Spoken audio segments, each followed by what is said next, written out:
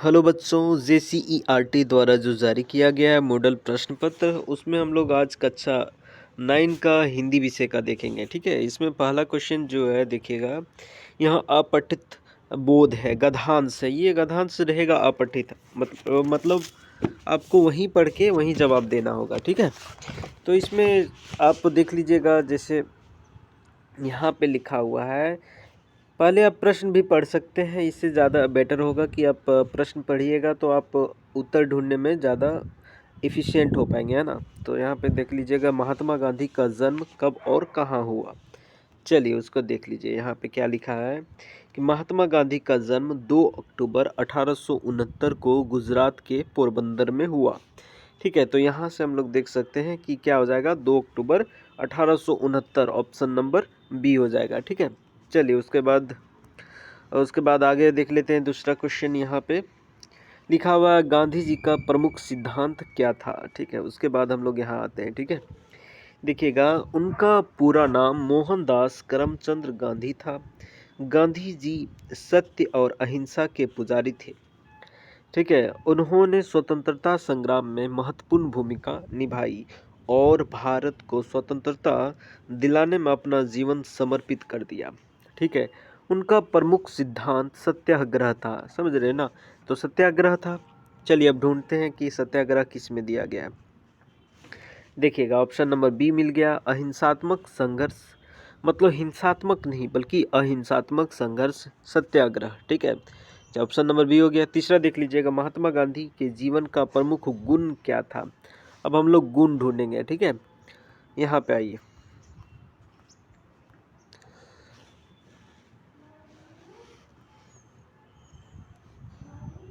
देखिएगा, इसमें लिखा है, जिसमें उन्होंने अन्याय के खिलाफ अहिंसात्मक संघर्ष की बात की। गांधी जी का जीवन सादगी और आत्मनिर्भरता का प्रतीक था। वे अपने पहनावे, आचरण और विचार में सादगी और सेवा का संदेश देते थे। 30 जनवरी 1948 को नई दिल्ली में नाथूराम गोडसे द्वारा उनकी हत्या कर दी गई।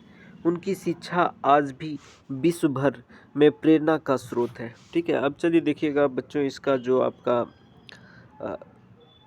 तीसरा का आपका आंसर देखिए क्या होगा, सादगी और आत्मनिर्भरता, है ना। युद्ध तो नहीं चाहते थे, वैज्ञानिक सोच के बारे में ज़्यादातर स्पष्ट रूप से यहाँ पे नहीं दिया गया है। विलासिता और ऐश्वर्य, ये भी गलत, ये भी गलत, ये भी गलत। ऑप्शन नंबर तीसरा का बी हो जाएगा। ठीक है, चौथा देख लीजिएगा क्या लिखा है, महात्मा गांधी को सत्य और अहिंसा का पुजारी क्यों कहा जाता है। तो इसमें देखिएगा, क्योंकि उन्हें हिंसा का विरोध और सत्य का प्रचार किया, है ना,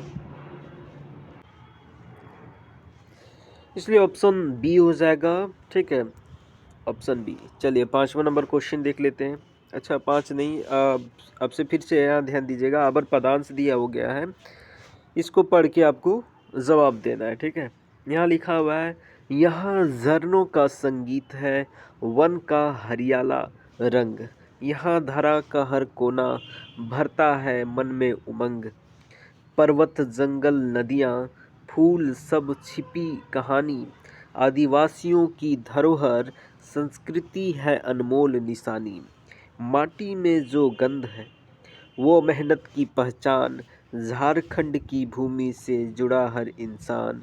यहाँ त्योहारों की छटा दिलों को खींच लाए, सरहुल करम और सोहराए खुश जो खुशियाँ बरसाए। ठीक है, चलिए इसमें देखिएगा, इसमें पहला है, झारखंड की संस्कृति का प्रमुख आधार क्या है। ठीक है, तो हम लोग देखते हैं कि आदिवासियों की धरोहर, ये औद्योगिक विकास के बारे में नहीं दिया गया है, पर्वत और नदियाँ के बारे में ज़्यादा विस्तृत नहीं है, इसलिए ऑप्शन नंबर बी हो जाएगा, आदिवासियों की धरोहर। ठीक है, उसके बाद देखिए छठा में क्या लिखा हुआ है, झारखंड की भूमि की गंध किससे जुड़ी है। तो इसका आंसर हो जाएगा ऑप्शन नंबर ये, मेहनत से। ठीक है, झारखंड की प्रकृति में किसकी कहानी छिपी है। 7वां का आपका ऑप्शन नंबर सी हो जाएगा, पर्वत, जंगल और नदियाँ की। ठीक है, चलिए अब 8वां देख लेते हैं। देखिएगा, लिखा हुआ है कि गाधांश में झारखंड के कौन कौन त्योहार का वर्णन है। तो अब यहाँ देखिएगा, 8वां का ऑप्शन नंबर सी हो जाएगा, सरहुल, करम और सोहराय का। ठीक है, चलिए 9वां प्रश्न देखिए, अब खंड ख है, व्याकरण से मिलेगा। ठीक है बच्चों, पहला देखिएगा 9वां लिखा हुआ है कि निम्नलिखित में से कौन सा शब्द पुल्लिंग है। ठीक है, अब आपको बताना है पुल्लिंग कौन सा है। राजा हो जाएगा, बिल्कुल सही सोच रहे हैं ना। देवी, छात्रा और बालिका सारे स्त्रीलिंग हो जाएगा। चलिए अब 10वां देख लीजिएगा, सूर्यास्त में अस्त पहले जोड़ा गया सूर्य क्या है। तो सूर्य जो आपका हो जाएगा वो मूल शब्द हो जाएगा, है ना। और बाद में जोड़ा जाता है उसको प्रत्यय बोले जाते हैं, जो पहले जोड़ा जाता है उपसर्ग बोला जाता है ना। तो अत्स जो हो जाएगा प्रत्यय हो जाएगा, है ना। मूल शब्द आपका क्या हो गया, सूर्य। ठीक है, 11 नंबर में देख लीजिएगा, निम्नलिखित में कौन सा शब्द उपसर्ग से बना है। तो आपका 11 का ऑप्शन नंबर ए हो जाएगा, पुनर्जन्म। तो ये जो जुड़ा हुआ है ये आपका उपसर्ग हो जाएगा, है ना। चलिए आते हैं 12 नंबर क्वेश्चन में, उन्नति का विलोम क्या होगा। तो उन्नति का जो विलोम होगा अवनति होगा। उन्नति मतलब बढ़ते जाना, अवनति मतलब डिक्रीज, गिरते जाना, है ना।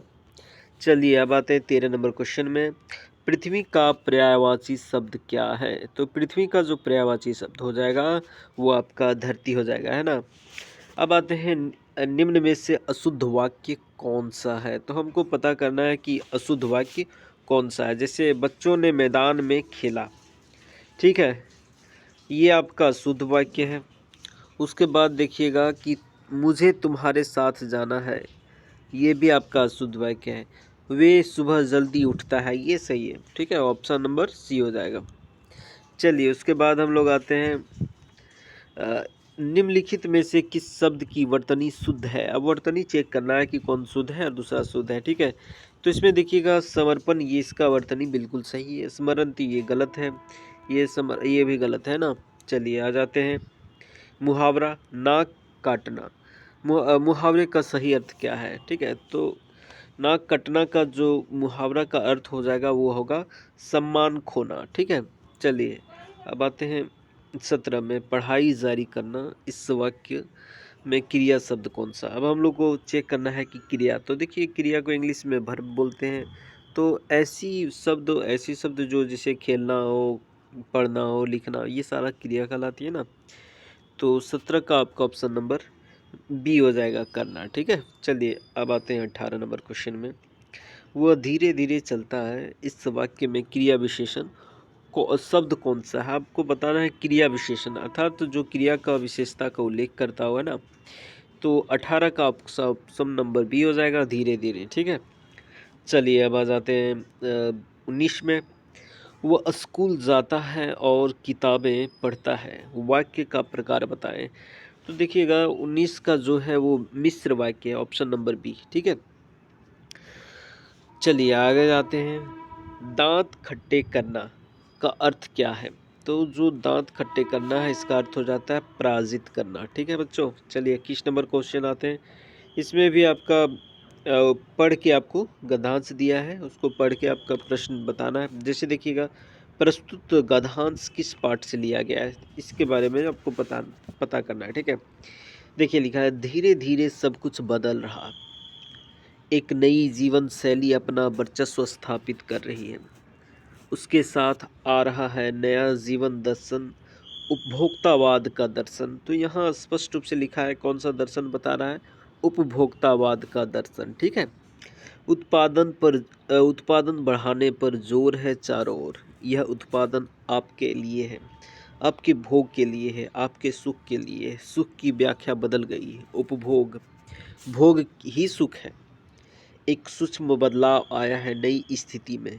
उत्पाद तो आपके लिए है, पर आप यह भूल जाते हैं कि जाने अनजाने में आज के माहौल को में आपका चरित्र बदल रहा है और आप उत्पाद को समर्पित होते जा रहे हैं। तो इसमें देखिएगा 21 नंबर क्वेश्चन में प्रस्तुत गद्यांश किस पाठ से लिया गया है। तो ये हो जाएगा आपका उपभोक्तावाद की संस्कृति से, है ना। एक ऑप्शन नंबर ए हो जाएगा।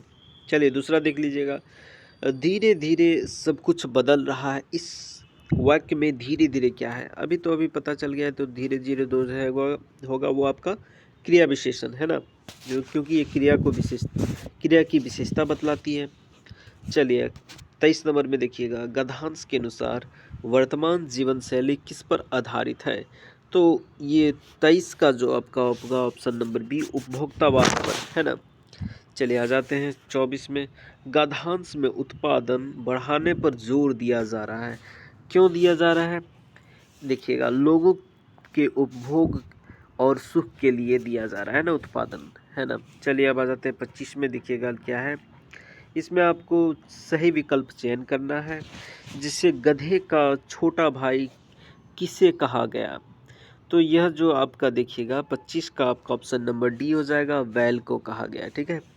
उसके बाद लहासा की ओर पाठ हिंदी गद्य की कौन सी विधा है? तो आपका देखिएगा 26 का आपका ऑप्शन नंबर सी हो जाएगा, यात्रा वृत्तांत वृत्तांत है ना।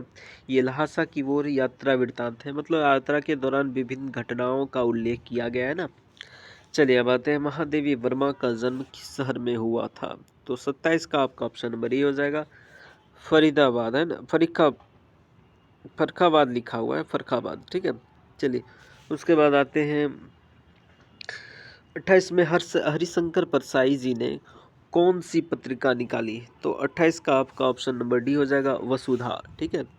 चलिए 29 में देखिएगा, बच्चे अ, कम पर जा रहे हैं, को लग रहा है काम पर जा रहे हैं, ऐसा होगा, है ना। कविता के कवि का नाम क्या है? 29 का ऑप्शन नंबर सी हो जाएगा, राजेश जोशी, ठीक है।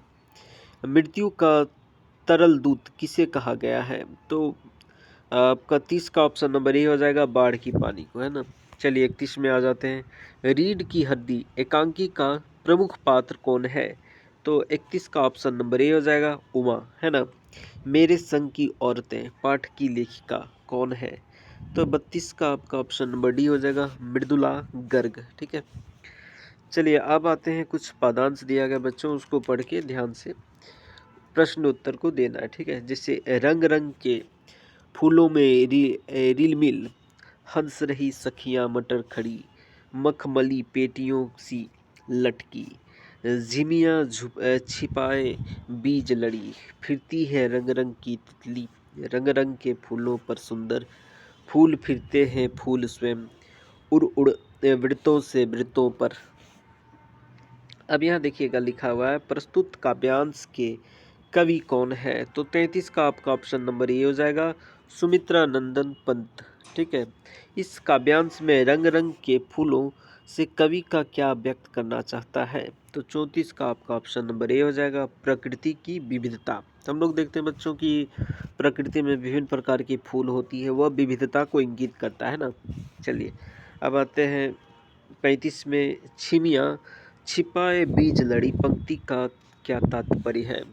तो 35 का ऑप्शन नंबर सी हो जाएगा, मटर की छलियों में छिपे बीज, है ना।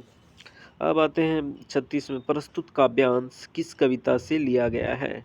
तो आपको पता है जो यह है ग्राम श्री कविता से, है ना। चलिए अब आते हैं, इसमें लिया है कुछ, जैसे विकल्प दिया गया उसको चुनना है। कबीरदास के अनुसार ईश्वर कहाँ रहते हैं? बताइए, ये हो जाएगा आपका प्रत्येक प्राणी के हृदय में, बिल्कुल सही सोच रहे हैं। वाक का शाब्दिक अर्थ क्या है? वाक मतलब होता है आपका वाणी, है ना। चलिए 39 नंबर देख लीजिएगा, रसखान की काव्य भाषा क्या है? तो रसखान की जो काव्य भाषा हो जाएगा ब्रज भाषा, ठीक है। अब आते हैं 40 नंबर, अंतिम प्रश्न बच्चों। मेघ आए कविता में मेघ का आगमन किस रूप में हुआ है? तो ये हो जाएगा आंसर डी, मेहमान के रूप में, ठीक है बच्चों। सब्सक्राइब कीजिए, कमेंट कीजिए, लाइक कीजिए और अधिक से अधिक शेयर कीजिए। तब तक के लिए धन्यवाद, फिर मिलते हैं अगला वीडियो में।